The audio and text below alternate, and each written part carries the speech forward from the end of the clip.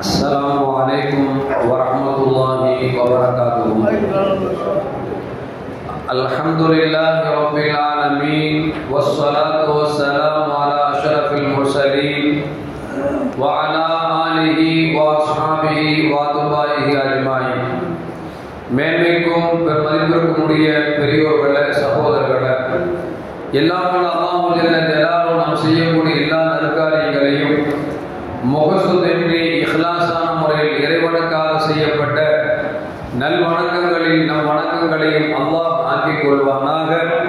நாம் செய்யக்கூடிய வியாபாரங்களிலும் தொழில்துறைகளிலும் நஷ்டம் இல்லாத ஹலாலான முறையில் நிரம்ப லாபத்தை பெற்று அந்த லாபகரமான வாழ்க்கை கொண்டு தம் தேவைகளையும் தேவை உடையவர்களின் தேவைகளை நிறைவேற்றக்கூடிய நல்ல பொருளாதாரத்தையும் உள்ள விசாரத்தையும் அல்லாஹ் அனைவர்களுக்கும் வழங்கி அல்வானாக.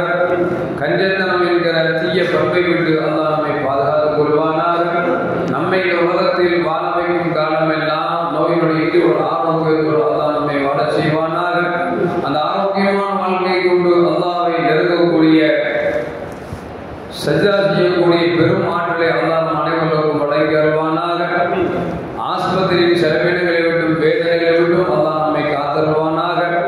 நம்மில் யாரெல்லாம் நோயால் பாதிக்கப்பட்டு வீடே கெதியட்டும் ஆஸ்பத்திரியை கெதியட்டும் அண்டல் பட்டும் அவதியற்றும் இருக்கிறார்களோ அந்த மக்களுக்கெல்லாம் நோயை போக்கியுடன் ஆரோக்கியத்தை அல்லாஹ் வழங்கி அருவானாக. அவர்களை கொண்டு அவர் குடும்பத்திற்கும் சமூகத்திற்கும் நல்ல பலன்களை வழங்கி அருவானாக. நாம் உலகத்தில் வாழ்ந்து வருகிற நேரத்தில் லா இலாஹ இல்லல்லாஹ் முஹம்மது ரசூலுல்லாஹ் என்ற கலிமாவை மொழிந்து ஜன்னத்துல் ஃபிர்தௌஸை கண்ணால் கண்டு அகமகிழ்ந்து சிரித்தவனமா வர்ணிக்கக்கூடிய நல்தௌஃபீக்கை நம் அனைவருக்கும் தந்தருவானாக. நாளை மறுமையிலே கண்மணி முஹம்மது ரசூலுல்லாஹி ஸல்லல்லாஹு அலைஹி வஸல்லம் அவர்களின் திருக்கரங்களால் ஹவுதுல் கௌஸர் என்கிற தடாகத்தில் நீர் வரை அன்னாரின் ஷஃபாத்தை பெற்று அன்னாரின் கரம்பிடித்து ஜன்னத்துல் ஃபிர்தௌஸில் உயர்ந்த சொர்க்கத்தில் அவர்களோடு அல்லாஹ் நம்மை சங்கமிக்க செய்வானாக. எல்லாவற்றுக்கும் மேலாக இறை அன்பை பெற்று இறைவனை பார்த்து பரவசமடையக்கூடிய அவருடைய லிகாவையும் ரிதாவை பெற்ற மக்களில் அல்லாஹ் நம்மை ஆக்கிக் கொள்வானாக. அருமையான மோமின்களே, இறைவன் சொன்னதாக கண்மணி முஹம்மது ரசூலுல்லாஹி ஸல்லல்லாஹு அலைஹி வஸல்லம் அவர்கள் கூறுகிறார்கள், மன் ஆதாலி வலியன், என் தோழர்களுக்கு யார் நோவினை கொடுக்கிறார்களோ, என்னுடைய நேசர்களுக்கு யார் நோவினை கொடுக்கிறார்களோ அவர்களுக்கு நான் போர் பிரகடனம் செய்கிறேன் என்று சொல்லி இறைவன் சொல்வதாக நபிகள் நாயகம் ஸல்லல்லாஹு அலைஹி வஸல்லம் சொல்லிட்டு மேலும் சொல்கிறார்கள், என்னுடைய நேசர்கள் என்று சொன்னால் யார்? நஃபிலான வணக்கங்களை கொண்டு அவர்கள் நெருங்குவார்கள் நெருங்கிக் கொண்டே இருப்பார்கள். எந்த அளவுக்கு என்று சொன்னால் அவர்கள் ஒரு ஜான் நான் என் பக்கம் நடந்து வந்தால் நான் அவர்கள் பக்கம் 2 ஜான் நடந்து வருகிறேன். அவர்கள் நடந்து வந்தால் நான் ஓடி வருகிறேன். அவர் எந்த அளவுக்கு ஆகிவிடுவார்கள் என்று சொன்னால் அவர்கள் பிடிக்கும் கரமாக, பார்க்கும் பார்வையாக, நடக்கும் நடையாக நான் ஆகிவிடுகிறேன். அவர்கள் எதை கேட்டாலும் நான் அதை தருவேன் என்று சொல்லி அல்லாஹ் ஜல்ல ஜலாலுஹு சொல்வதாக நபிகள் நாயகம் ஸல்லல்லாஹு அலைஹி வஸல்லம். இப்ப இறைவனுடைய நண்பன் என்று சொன்னால், இறைவனுடைய இறைநேசர்கள் என்று சொன்னால் வணக்க வழிபாடுகள், ஃபர்லான வணக்க வழிபாடுகள் போக சுன்னத்தான நஃபிலான வணக்கங்களை யார் அதிகம் செய்கிறார்களோ, வணக்கங்கள் செய்வது மட்டுமல்ல வாழ்க்கையில் இறைவனை அஞ்சி வாழ்கிறார்களோ, எதை எடுத்தாலும் அதில் ஹராம் இருக்கிறதா என்று பார்த்து தவிர்த்து கொண்டு ஹலாலை மட்டும் செய்கிறார்களே, இவர்கள் தான் இறைவனுடைய விருப்பத்திற்குரியவர்கள். அப்படி நடந்து கொண்டால் அவர்கள் பார்க்கும் பார்வையாக, அவர்கள் எடுக்கும் கரமாக, நடக்கும் காலாக நான் ஆகிவிடுகிறேன் என்று இறைவன் சொல்கிறான் என்று சொன்னால் எல்லா ஆற்றலையும் அவர்களுக்கு அல்லாஹ் வழங்குகிறான் என்பதைத்தான் பெருமானார் ஸல்லல்லாஹு அலைஹி வஸல்லம் செய்தி சொல்கிறார்.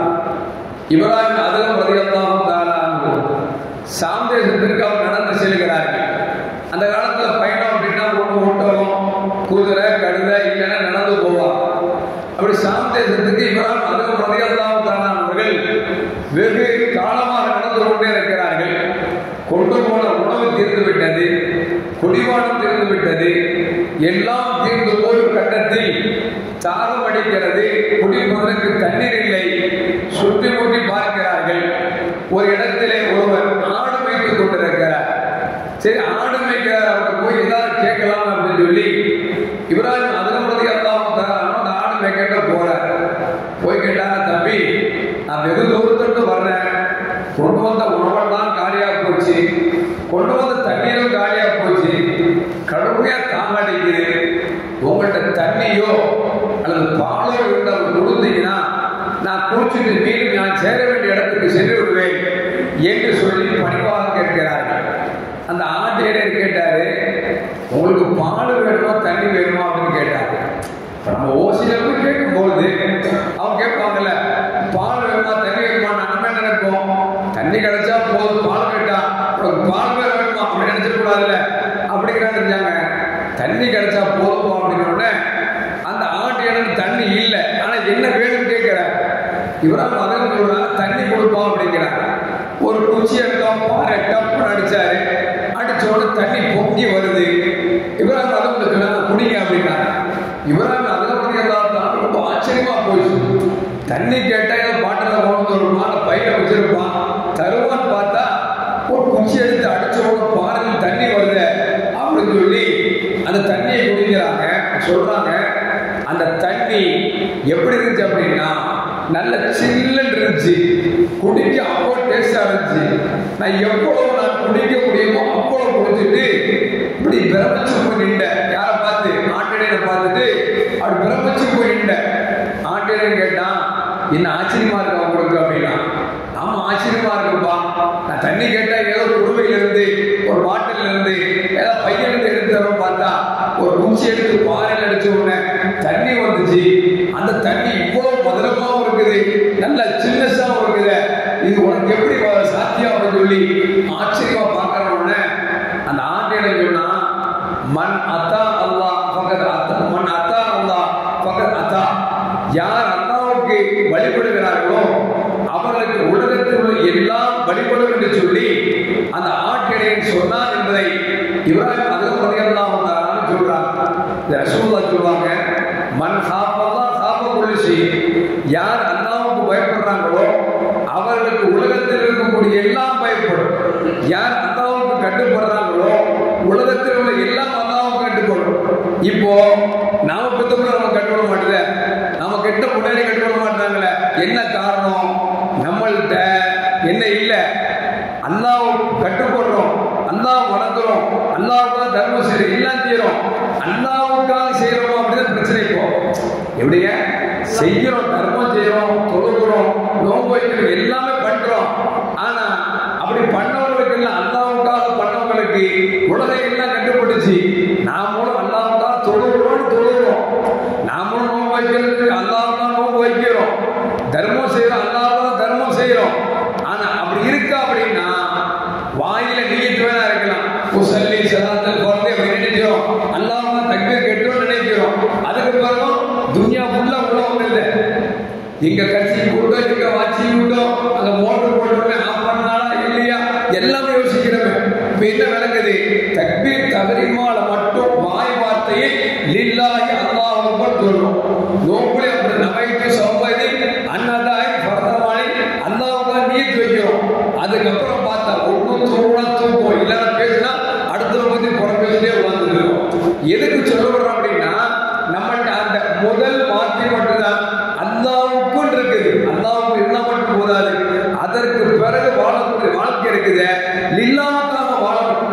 அப்படி வாழ்ந்துட்டா பாறையில குச்சி வச்சு அடிச்சு தண்ணி அடிச்சாலும் தண்ணி வரும், கையேந்தி அல்லாஹ்வை கேட்டால் மழையும் குளியும், அந்த ஆற்றலை கொடுத்துருவான். இந்த ஆற்றலை பெற்றவர்கள் தான் வலிமாறு. அதனால்தான் அல்லாஹ் சொல்றான், இப்படிப்பட்ட ஆற்றல் நான் ஏன் கொடுக்குறது தெரியுமா? நபிலான வளர்க்கக்கூடிய நெருக்கிறார், அவங்க எதை செஞ்சாலும் எனக்காக செய்யறாங்க. அப்படி செய்யும் பொழுது அவங்க கையெழுத்துக்குள்ள மழை வைப்பேன், தட்டுனா பாறையில் தண்ணி வைப்பேன், அவங்க என்ன கேட்கிறாங்களோ என்ன நாடுறாங்களோ நான் அந்த சக்தியாக கொடுக்கிறேன் அப்படிங்கிறத அல்லாஹ் சொல்வதாக நபிகள் நாயகம் ஸல்லல்லாஹு அலைஹி வஸல்லம் சொன்னால், அந்த இறைவனுக்காக வணங்கக்கூடிய, இறைவனுக்காக வாழக்கூடிய நன்மக்களின் கூட்டத்தில் என்னையும் உங்களை ஆக்கிக் கொள்வானாக.